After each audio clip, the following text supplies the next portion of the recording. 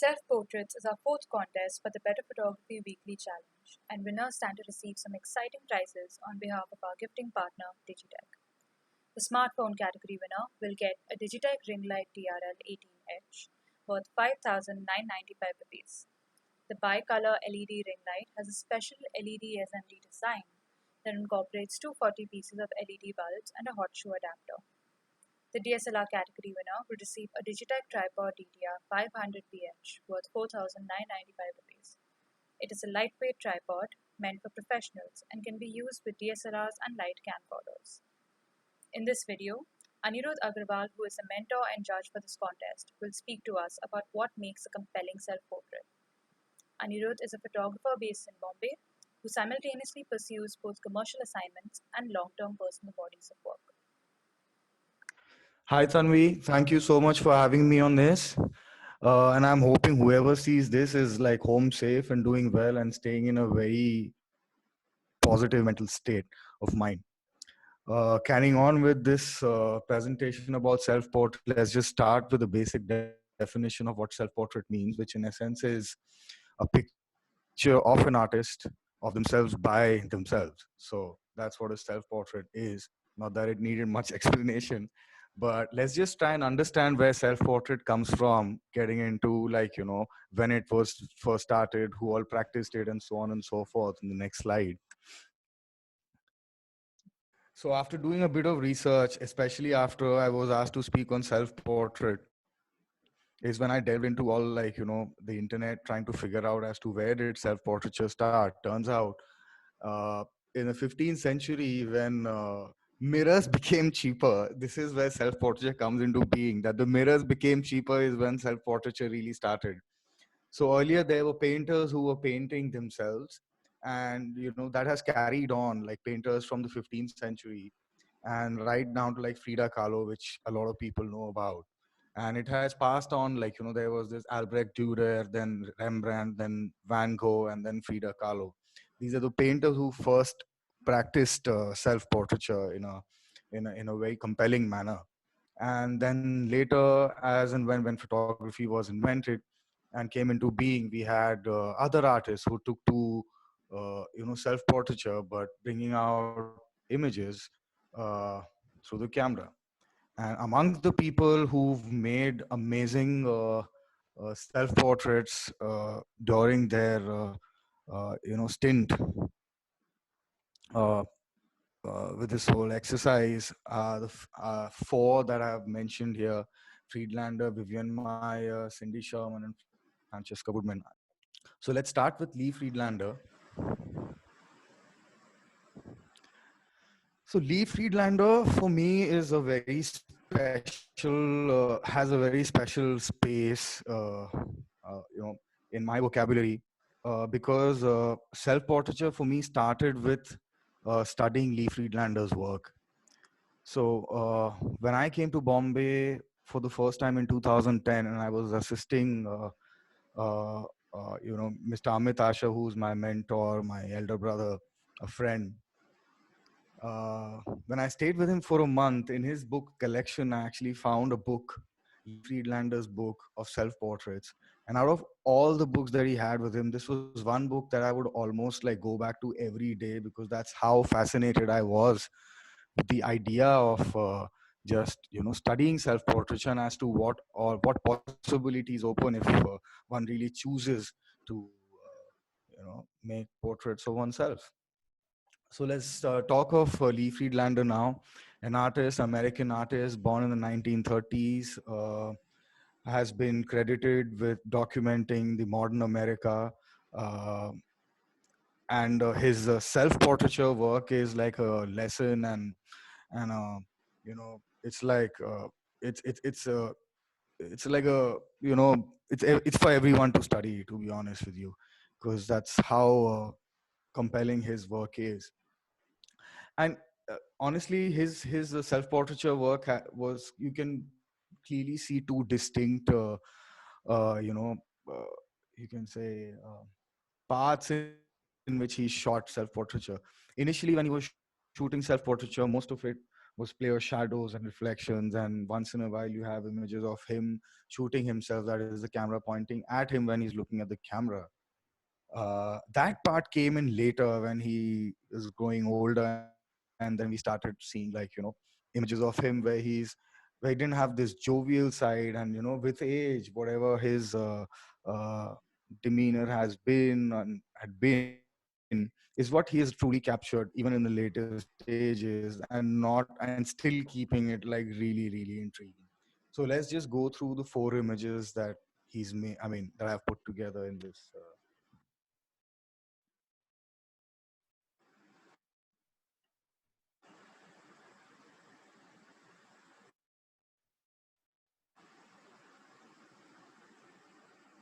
Okay, speaking of Cindy Sherman, she's also an American artist, born in the 1950s. And just one body of work which I have chosen, all four images belong to one body of work called Untitled Film Stills. And let me just say a little about what this whole body of work was. So, Cindy Sherman, when she would go out earlier, because before she even started shooting these images, when she'd go out, she would really dress up and go out.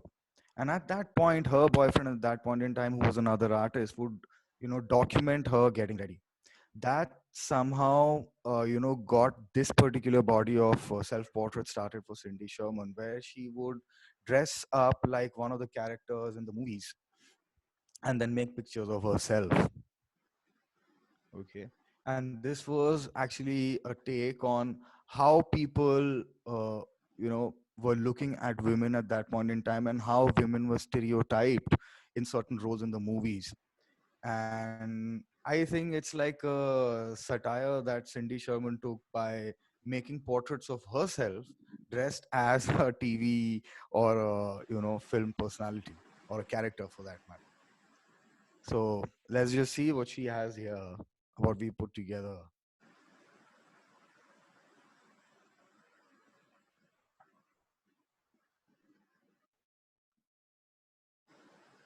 Because if one doesn't really put the introduction forward, and you see all of these images, it would be very easy for anyone to think that these images may actually belong to a film. It's just like a still taken out of a movie. And that's really, really cool, because that's one like really different way of pursuing self portraiture, because there's a lot of preparation that goes in. And her body of work that comes after this, which is in color, she's even gone to, like, uh, designing costumes. She's played a lot with color and everything. So that's Cindy Sherman for you. I would encourage everybody to just you go on the web and see more of all of these artists that I'm speaking of right now, because what I'm showing right now is just like a small little glimpse of what they've made in their prolific careers. We can move on to moving on to Francesca Woodman. So she's been a bit of an enigma. She passed on at the age of 22, committed suicide, but after making a self-portrait first at the age of 13, and these 9 years from 13 till 22, she made such amazing self-portraits for herself that, like, even now we speak of her work in high regards. One of the things that she did with self-portraiture was that she made the use of body, a purely a functional or a geometric element in a frame, and not much the aesthetic, or the, I mean, not aesthetic, more the glamour, from, and less from the glamour angle to use a body in a particular picture.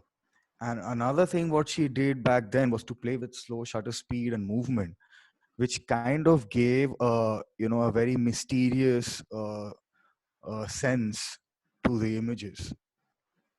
And all her pictures, I mean, once we see it, we'll understand that all of these pictures made by Francesca Woodman, she has actually used herself as a prop.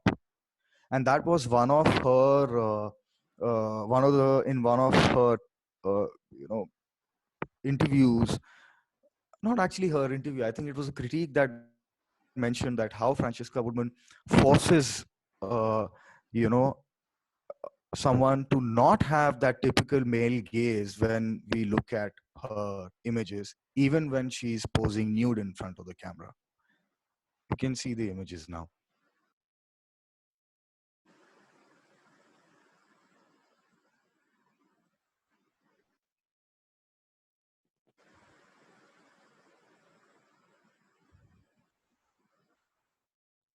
Coming on to moving on to Vivian Mayer, I have to say a little bit about Vivian Mayer because it's really, really interesting. She is one of the photographers on whom a movie has been made in 2003 called Finding Vivian Mayer, 2013, Finding Vivian Mayer. And the reason behind that is how, you know, born in, I think, 1920s, if I'm not wrong, Vivian Mayer's work was never displayed, were not even developed. She just shot the images, kept it in, I mean, the negatives were never developed. And in 2009, after her passing away, a couple of collectors happened to, like, buy about 150,000 images that she had shot. And from there, it went on the web, and that's how she got recognition. But by the time she got recognition, she had already passed.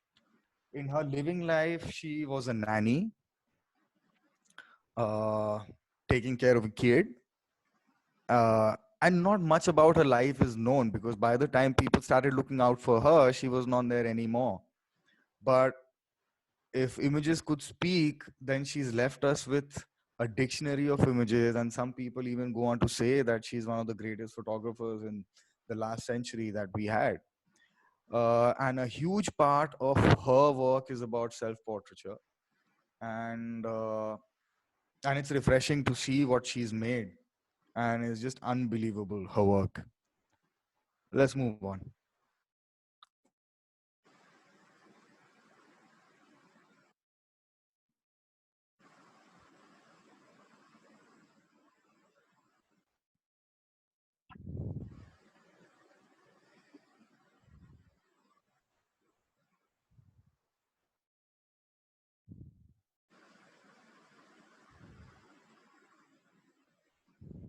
Yeah, after showing, moving on to the next slide, I don't know. After having shown these great artists' work, to line my work is seems a little like too much, to be honest. But just to just to let people know as to what I'm shooting, so that you'll also see how I have sort of pursued self-portraiture from my side.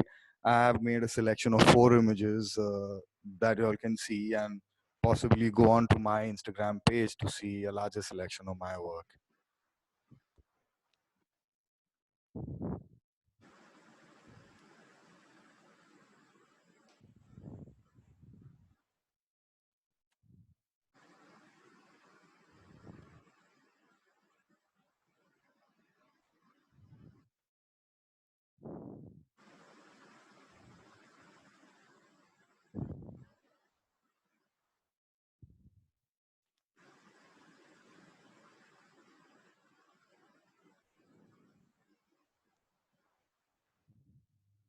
So before I leave you, I thought it was a little important to have a bit of a dialogue on what self-portrait means vis-a-vis a selfie, because in these recent times, selfie has come into much usage and prominence. So let's say selfie at best is an act of fun, and at its worst is an act of vanity. Okay.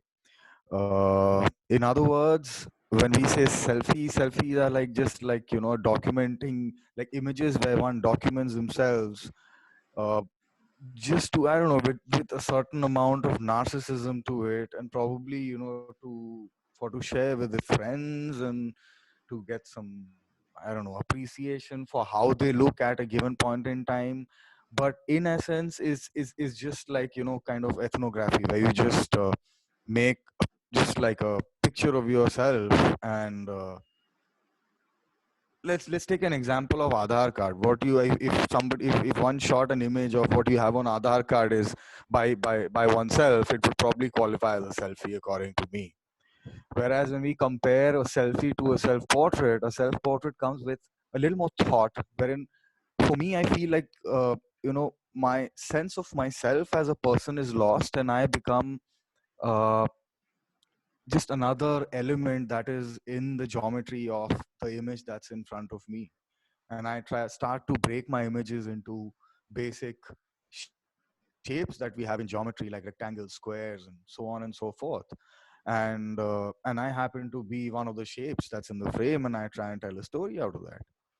If we take example of Cindy Sherman, as we saw earlier, so this woman is making giving her take on, how women are being seen or being stereotyped in movies by dressing up as as one of the actors, and then making a picture of herself. So there is a certain amount of thought that's gone behind it. There is an intent, there is a purpose. And all in all, I mean, if we discount all of whatever I say right now in terms of what makes for a self portrait for me versus a selfie, because uh, uh, what's most important actually is, which I must say, is that in the end it has to be a good picture. If it's not a good photograph, it doesn't matter what it is. But if we are talking strictly between self portrait and selfie, I would say for a self portrait, there's a little more intent, there's a little bit of thought, and a sense of self, as in from the point of view of narcissism, is lost. You know, and that's what gives self portrait. It's a very uh, it takes it away from vanity. It takes it away. It empowers us to, like, say something else, a bigger story, something more evocative, as opposed to like a plain jane picture of, like, a cell phone pointed straight at one's face. Yeah. And before I leave, I'll just leave you with a thought by Frida Kahlo, we spoke of earlier, as to why make self portraits. For those who were still in doubt as to why make a self portrait, I think the next slide is gonna just help. Yeah, I wish everybody best of luck, and I hope everybody who's listening to this just goes out and experiments. And yeah, more importantly, please take care of yourselves, spread the love, and enjoy whatever you're doing. Thank you, Anirudh. Well, thank you as well. Thank you for having me on this.